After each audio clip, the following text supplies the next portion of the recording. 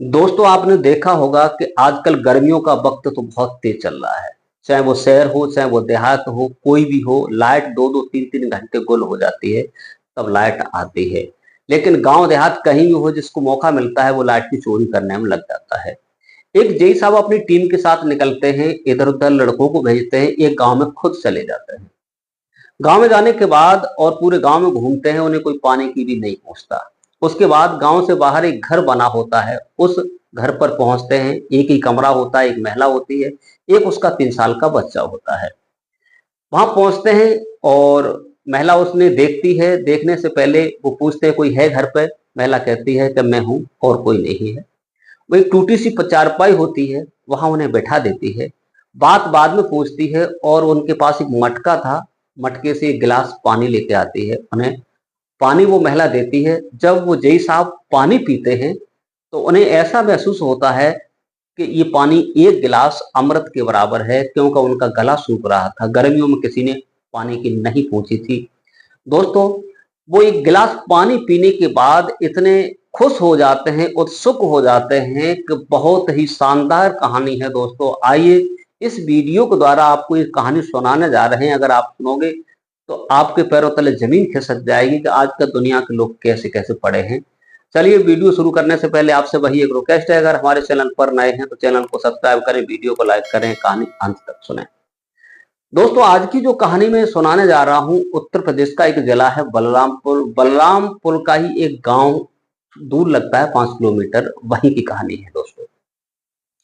दोस्तों, एक जय साहब जिनकी उम्र लगभग 30 साल होती है, जिनका नाम था सुधाकर। पढ़े लिखे व्यक्ति थे, समझदार थे, भले परिवार से थे। तो शिकायत बार बार आ रही थी कि गांव में लाइट की चोरी हो रही है, लोग लाइट की चोरी कर रहे हैं। तो अपनी टीम के साथ वो निकलते हैं। दो दो लड़के हर गांव में भेज देते हैं। एक पास में ही नजदीक गांव होता है, उसमें खुद चले जाते हैं। सुधाकर वहां जाकर चेकिंग करते हैं, लोगों से पूछते हैं कि किसी को किल्लत है, कोई डबल लाइट क्या। ये जैसा भी होता है वो निरीक्षण करते हुए आगे बढ़ जाते हैं। मगर उस चिलचिलाती धूप में उन्हें कोई पानी तक की नहीं पूछता है। बहुत परेशान होने लगते हैं। गांव के किनारे एक घर बना हुआ था, उस पर एक छप्पर पड़ा था। वहां एक महिला रहती है। वहां पहुंचते हैं, आवाज लगाते हैं तो महिला निकल कर आती है और उसकी गोद में एक 3 साल का, 2.5-3 साल का बच्चा होता है। वो पूछते हैं कोई तुम्हारे घर पर लाइट वगैरह की किल्लत है, तुम्हारा कनेक्शन है या नहीं है। तो महिला कहती है जरूर बताएंगे, बैठ जाइए। वो चारपाई होती है, टूटी सी ऐसी कुछ होती है, बैठने के लिए इशारा कर देती है। लेकिन वो भी प्यास के मारे, उनका गला सूख रहा था, किसी ने पानी की नहीं पूछी थी। वो महिला जाती है, उनके घर में एक मटका रखा था, उसमें से एक गिलास बड़ा पानी लेकर आती है और उन्हें देती है।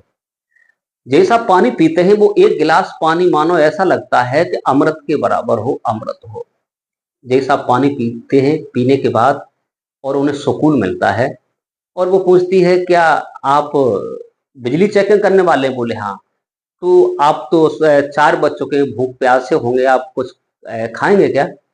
वो कहते हैं कि नहीं, खाने की कोई जरूरत नहीं है, अब घर पे ही जाकर खा लेंगे। लेकिन उसने उस दिन मैगी बनाई थी, मैगी पास में रखी थी, एक प्लेट में लेके आती है, उन्हें खिलाती है।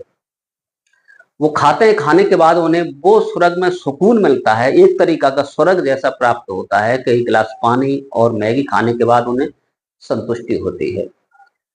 वो पूछते हैं तुम्हारा कनेक्शन है या नहीं है। तो वो महिला कहती है कि यहाँ पर कोई एक लोग आए थे, हमारा आधार कार्ड ले गए थे, कॉपी ले गए थे और उन्होंने कहा कि हम कनेक्शन करा देंगे। लेकिन जब वो लिस्ट देखते हैं कि उनका नाम होता है, कनेक्शन जो होता है उसका 1 किलोवाट का होता है, लेकिन खर्चा उतना नहीं होता है। जय साहब जो होते हैं, उसका कनेक्शन जो होता है क्लियर करते हैं और कहते हैं कि तुम्हारी आज से लाइट यहाँ नहीं कटेगी, किसी की भी कट जाए तुम्हारी नहीं कटेगी। दोस्तों, और कहा आप बिल की टेंशन मत लेना कभी भी। बिल तुम्हारा जो भी होगा वो नॉर्मल ही आएगा, आप उसकी टेंशन मत लीजिएगा। दोस्तों, ये कहने के बाद जय साहब उस बच्चे को देखते हैं, उसे 100 रुपए बच्चे को देते हैं। देने के बाद वो महिला जो होती है, जिसका नाम होता है सुनीता, सुनीता मना करती है, सर ऐसा नहीं करते हैं। बोले नहीं, ये बच्चा है, भगवान का रूप है। वो चले जाते हैं। चले जाने के बाद जो उनके घर का निरीक्षण करके आए थे, उसके घर में गैस नहीं थी, कुछ भी नहीं था, इतना भोजन बनाने लायक नहीं था। वो 3-4 दिन निरीक्षण करने के बाद और अपनी 4 पहिया की गाड़ी निकालते हैं, मार्केट में पहुंच जाते हैं। सुधाकर मार्केट में जाकर के बहुत सारा सामान खरीदते हैं, खाने पीने की वस्तुएं, तेल, साबुन, जो भी होता है सब कुछ, राशन, हल्दी, दाल, चावल, आटा, घी, जो कुछ होता है सब, और बच्चे के लिए कपड़े और खिलौने वगैरह खरीदते हैं। और वो लेकर अकेले ही गाड़ी के द्वारा उस महिला के घर पहुंचते हैं। महिला के घर पहुंचते हैं, महिला जब उसे देखती है, कहिए कैसे आना हुआ, बोले नहीं, मुझे आपकी याद आ गई थी, चले आए और कुछ तुम्हारे लिए सामान लेके आए। वो डिग्गी खोलते हैं, पूरा सामान उसे दे देते हैं। लेकिन विधवा महिला कहती है कि आखिरकार इतना हमारे पास क्यों आप ये कर रहे हो? तो वो पूछते हैं कि आखिर सब क्या है, तुम अकेली क्यों रहती हो? तो वो पूरी सच्चाई बताती है कि मेरे पति एक बेलदारी का काम करते थे, अकस्मात उनकी मौत हो गई। मेरे सास ससुर ने मुझे पचासों बातें कही और मुझे घर से बाहर कर दिया। मेरा एक छोटा सा बेटा है। सामान देते हैं, बहुत सारे खिलौने होते हैं, चॉकलेट होती है और कुछ मिठाइयाँ होती है, कुछ फल होते हैं और बच्चे के लिए कपड़े होते हैं। एक महंगी सी साड़ी उस महिला के लिए भी होती है। दोस्तों, ये देख करके महिला जो थी शर्मिंदा हो जाती है और उसके घर में जो चूल्हा जल रहा था, चूल्हा की जगह वो एक गैस सिलेंडर लाए थे और चूल्हा वगैरह सब कुछ लाकर उनके घर में खुद फिट कर देते हैं। महिला बहुत प्रभावशाली होती है, बहुत प्रभावित हो जाती है और उनसे कहती है कि आप हमारे हाथ का खाना खाने के बाद ही आप यहाँ से जाएंगे, क्योंकि सब्जी वगैरह से लेकर सब कुछ लेके गए थे। वो महिला सब्जी बनाती है, सब्जी बनाने के बाद और उनके लिए पूड़ियाँ वगैरह बनाती है और बनाने के बाद और उन्हें खाना खिलाती है। वो कहते हैं कि आप भी साथ खाइए, आप भी खाइए। बोले मैं खा लूँ, आप मेरे मेहमान हैं, आप खाइए। वो खाना खाते हैं, खाना खाने के बाद और कहते हैं चलते वक्त कि आप बच्चे के लिए खिलौने हम बहुत सारे लाए हैं, कम पड़े तो फिर बता देना। एक छोटा सा कीपैड फोन होता है महिला पर, उसे नंबर दे देते हैं और उसका नंबर ले लेते हैं और सुधाकर वहां से चले जाते हैं। लेकिन उनके दिल में वो महिला जो थी एक घर बना चुकी थी, महिला के दिल में सुधाकर घर बना चुके थे। दोस्तों, फोन पर दोनों की बातें होती रहती हैं। 8-10 दिन के बाद सुधाकर जो थे कहीं बाहर घूमने जाने वाले थे। कहा यहाँ गर्मी बहुत है और गर्मी का वक्त है और यहाँ से बाहर जाना चाहिए। 15 जून 2026 का जिक्र है। सुधाकर फोन करते हैं कि अब हम कहीं बाहर जाना चाहते हैं जहाँ बहुत गर्मी है और हम जहाँ से हिमाचल जाएंगे, कुल्लू मनाली जाएंगे और वैष्णो देवी उत्तराखंड जाएंगे और जम्मू कश्मीर, कई एक जगह तीर्थ यात्रा करने जाएंगे। वहाँ 1 महीना बिताएंगे, जो गर्मियों का समय निकल जाए। ये बात कहते कहते जो सुनीता होती है, क्या मुझे भी ले चलोगे, मैं भी चल सकती हूँ? जब ये बात वो सुनते सुधाकर कहते हैं कि क्यों नहीं। वो कहती मैं तो मजाक कर रही थी, मैं तुम्हारे साथ कैसे जा सकती हूँ, क्या नहीं। लेकिन सुधाकर कहते हैं कि हकीकत में आप बताइए, अगर कोई बात है तो हम तुम्हें लेवा चलेंगे और आप चलने को तैयार हो जाओ। तो वो समझ कर कहती है कि मैंने ये कभी नहीं देखा कि ऐसी गर्मियों में कहाँ सर्दी पड़ती है, कहाँ बर्फ पड़ती है। चलो मैं चलूंगी तुम्हारे साथ, होगा वो देखा जाएगा। उनके जो साथ के लोग हैं वो पहले निकाल देते हैं। 2 दिन बाद वो टिकट बुक कराते हैं, ट्रेन की टिकट बुक कराने के बाद और वो वहां से निकल जाते हैं और स्टेशन पर दोनों लोग मिलते हैं, सुनीता और सुधाकर। उनका बच्चा भी होता है। दोनों लोग जाते हैं, रात में सोते हुए निकल जाते हैं और वहां जाकर जहां जाना था, बस से जाना होता है, ऊंची पहाड़ियां, नीची ऊंची गाड़ियों देख करके वो महिला डरने लगती है और उन्हें कस के पकड़ लेती है। सुधाकर को उसे डर लगने लगता है, आंखें मूंद लेती है, अपना सर उनके कंधे पर रख लेती है। दोस्तों, ये चलते चलते उन्हें शाम हो जाती है और जाकर ये मनाली पहुंच जाते हैं। मनाली में शीतलता होती है।